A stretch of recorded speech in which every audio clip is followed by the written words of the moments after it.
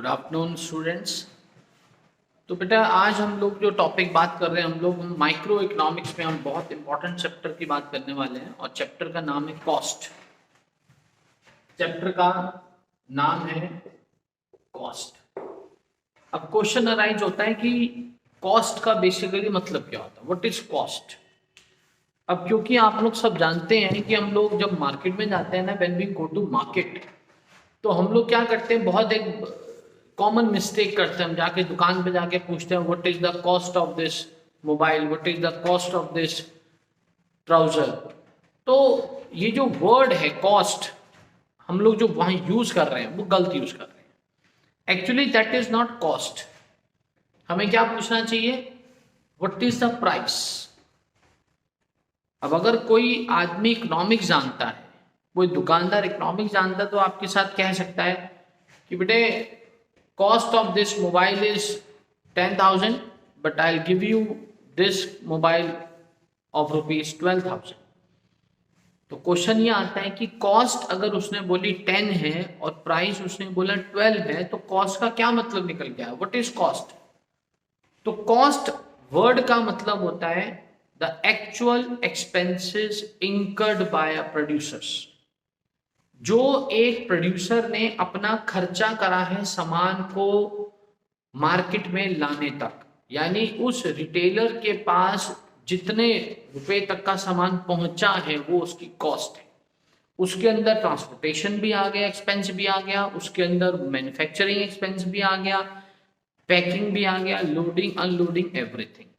तो cost word का मतलब होता है the total expenses incurred by a producer for producing a commodity. किसी भी सामान को बनाने का जो खर्चा है वो कॉस्ट है। आई थिंक सो मेरी बात सबको समझ में आ गई है।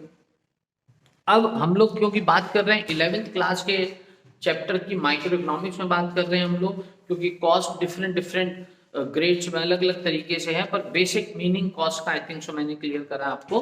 अब कॉस्ट की अगर मैं बात करता हूं तो कॉस्ट को हम डिवाइड करते हैं, कई सारी कॉस्ट हैं, पर हम जो मेजर आज डिस्कशन करने वाले, दो कॉस्ट पे करने वाले हैं, एक है एक्सप्लिसिट और एक है इम्प्लिसिट।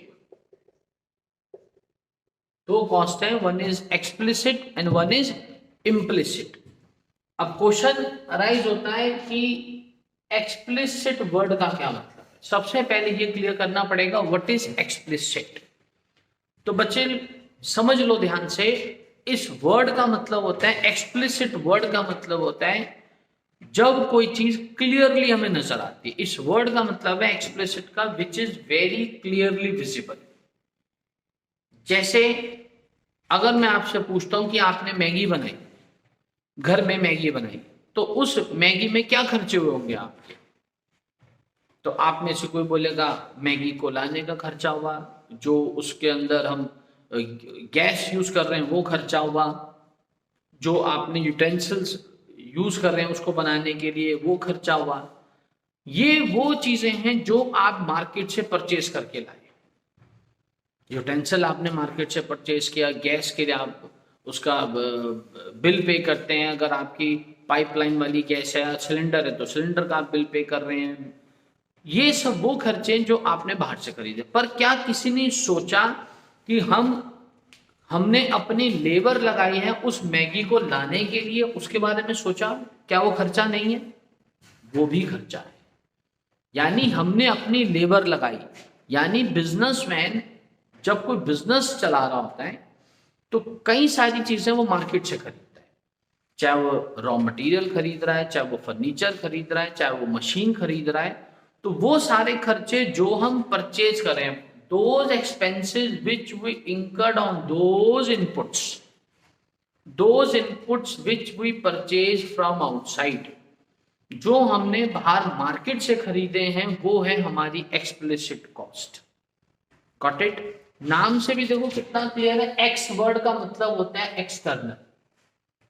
दूसरा आता है वर्ड इम्प्लिसिट।